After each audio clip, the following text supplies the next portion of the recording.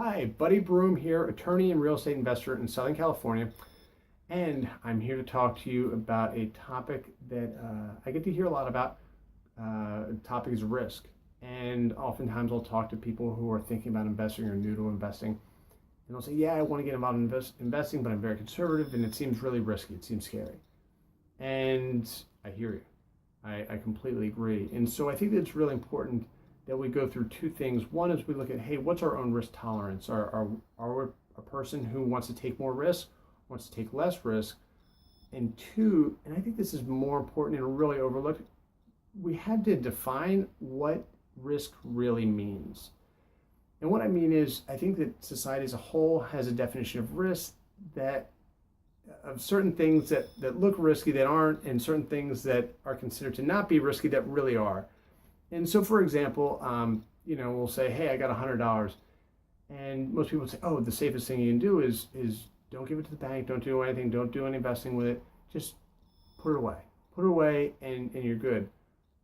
The catch is with that, oftentimes, right now, throughout history, if we go through typical inflation that we've had up to this point, that $100 that you have today will actually be worth only $50, about $50 in 20 years from now. So in essence, you just lost $50 worth of buying power because you're doing the quote unquote safe thing or not risky thing. Another example would be when you talk about jobs, what's the safest jobs out there? Most people say, hey, it's government jobs, you got a good pension, everything's secure. And they're right. There's a lot of things that are very, very good and very solid about those jobs.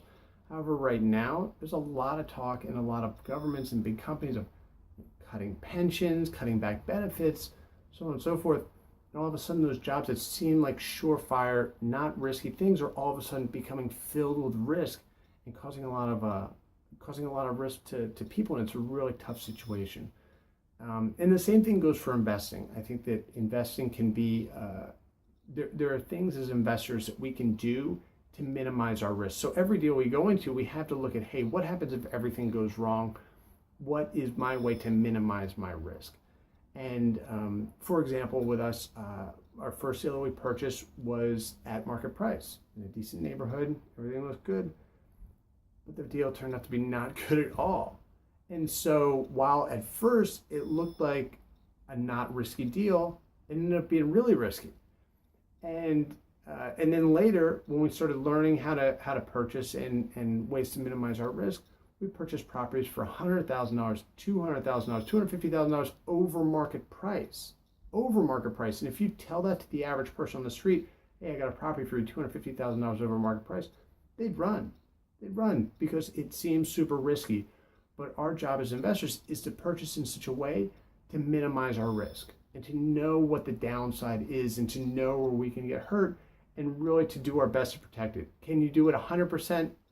No, you can't. It's impossible to have 0% risk in anything, but our job is to do our best to minimize risk as much as possible. So, yeah, that is it. I just think, like I said, just important for everybody to examine what is their risk tolerance, just so they know themselves, and to really learn about ways that they can minimize, to really examine what is risk, to learn what is risk, what it really means, and three, to minimize their risk as much as possible once they know what risks truly are. And that is it. If you have any questions or comments, feel free to comment below on this YouTube page. And also you can reach out to me if you want to discuss anything with me at my website, buddybroom.com. That is it for now. Thank you very much for your time, and I look forward to connecting with you soon. Bye-bye.